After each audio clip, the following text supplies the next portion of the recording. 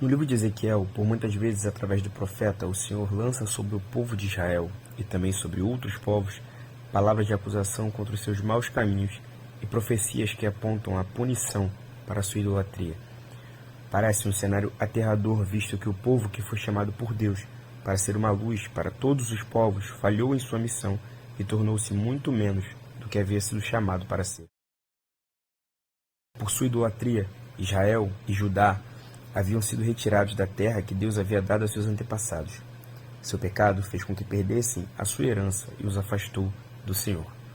Ambos os reinos foram derrotados por poderosas nações, lideradas por reis impiedosos, Assíria e Babilônia, respectivamente, e foram obrigados a viver longe do seu lar e imersos em culturas totalmente afundadas na idolatria.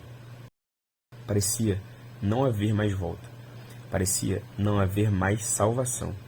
Mas no capítulo 34, aquilo que antes haviam sido prévias em capítulos anteriores, como no 11, agora é uma mensagem explícita do Senhor ao seu povo, ao seu rebanho.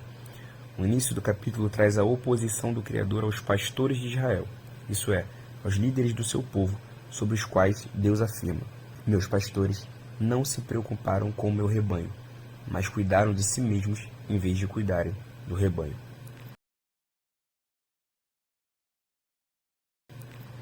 Na realidade do Antigo Oriente, e principalmente em Israel, a função de um pastor de ovelhas era muito comum e, por isso, muito conhecida. O pastor deveria zelar por suas ovelhas, conduzi-las por boas pastagens e, caso necessário fosse, arriscar a sua vida no intuito de protegê-las. Ao longo dos anos, muitos líderes foram erguidos sobre o povo de Deus, e em um período específico da história de Israel, vemos reis sendo levantados, sendo o primeiro deles Saul, filho de Quis, da tribo de Benjamim, sobre o qual o texto bíblico não esconde qualidades. Ele era alto, belo, inigualável, segundo está escrito em 1 Samuel, capítulo 9, versículo 2. Sabemos que muitos reis em Israel se desviaram dos caminhos do Senhor, mas Saul foi o primeiro deles. Mesmo incomparável entre os homens, seu coração se afastou de Deus e por isso ele foi rejeitado. Como rei, como pastor sobre o rebanho de Israel, o filho de Quis deveria conduzi-lo para pastos verdejantes, para o pasto de Deus. Deveria ensiná-los, pelo exemplo, a adoração ao Senhor, mas também deveria lutar suas guerras e protegê-los dos sanguinários povos inimigos. E é aqui que se inicia um ponto triste, porém interessante. Saul pelejou por muitas vezes em nome de seu povo, mas em uma específica guerra, a exemplo dos pastores descritos em Ezequiel 34, ele demonstra que se preocupa muito mais consigo mesmo do que com seu rebanho.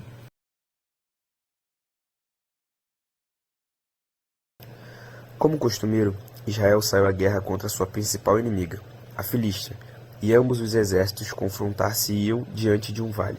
Mas dessa vez, um elemento singular surgiu entre as fileiras inimigas. Um gigante de proporções absurdas, de nome Golias, e este destinava ofensas ao povo de Deus e convocava um homem para enfrentá-lo em combate singular, tendo em jogo a liberdade de ambas as nações. Nenhum entre os israelitas teve coragem o suficiente para ir contra o filisteu, mas, sobretudo, Saul não teve coragem. Ele era o pastor e suas ovelhas estavam em perigo. Seu povo, o povo de Deus, estava sendo ofendido e estava em vias de tornar-se escravo de uma nação pagã, mas o ungido do Senhor não se colocou à frente dos seus liderados. E o cenário se tornaria pior. Um jovem vindo de Belém chega ao campo de batalha para dar de comer a seus irmãos soldados, se enfurece com os gritos e ofensas do gigante e decide contra ele lutar. É um ato que deveria constranger Saul, afinal, era ele o homem inigualável dentre todos os de Israel. Mas pelo contrário, em seu desespero ele permite que aquele jovem de nome Davi confronte Golias. O pastor permite que uma de suas ovelhas arrisque a sua própria vida em nome de todo o rebanho e em nome dele próprio. A exemplo de Saul, muitos dentre os reis do povo de Deus amaram a si mesmos mais do que amaram o cuidado por seu povo. Mas todos aqueles que andaram nos caminhos do Senhor são comparados a um, Davi.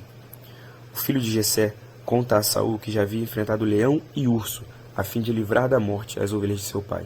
Agora, lutava ele contra um gigante para fazer o mesmo pelas ovelhas do Pai que se assentam nos céus. Porque assim diz o soberano, o Senhor: Eu mesmo buscarei as minhas ovelhas e delas cuidarei. Assim como o pastor busca as ovelhas dispersas quando está cuidando do rebanho, também tomarei conta de minhas ovelhas. Eu as resgatarei de todos os lugares para onde foram dispersas num dia de nuvens e de trevas. No contexto de Ezequiel 34, o Senhor lança sobre suas ovelhas a promessa de que as resgatará de todos os cantos e que Ele cuidará delas, as conduzindo a boas pastagens e as concedendo descanso.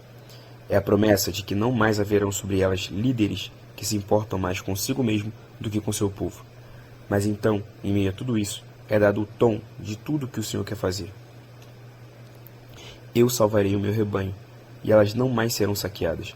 Julgarei entre uma ovelha e outra.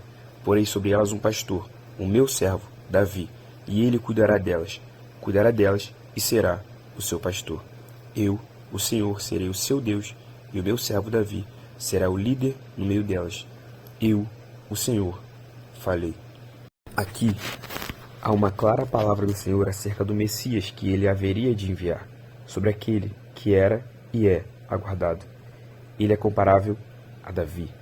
O que Deus quer dizer ao seu povo é que ele estabelecerá sobre eles um líder que não amaria a sua vida, um pastor do tipo que se sacrifica por suas ovelhas.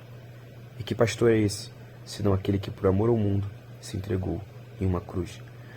Isso tudo nos assegura de que estamos e para sempre estaremos seguros debaixo da segurança do nosso cabeça, pastor e líder, Cristo Jesus. Nos mostra também detalhes que agradam o coração do Senhor. Davi é falho e comete muitíssimos erros que nos são mostrados nas Escrituras Sagradas, mas seu coração arrependido e devoto ao Senhor o credenciou de modo que o próprio Filho de Deus é chamado de Davi. Isso é também uma clara afirmação de esperança para todos aqueles que se veem soterrados por seus próprios pecados. Em Deus sempre há uma redenção.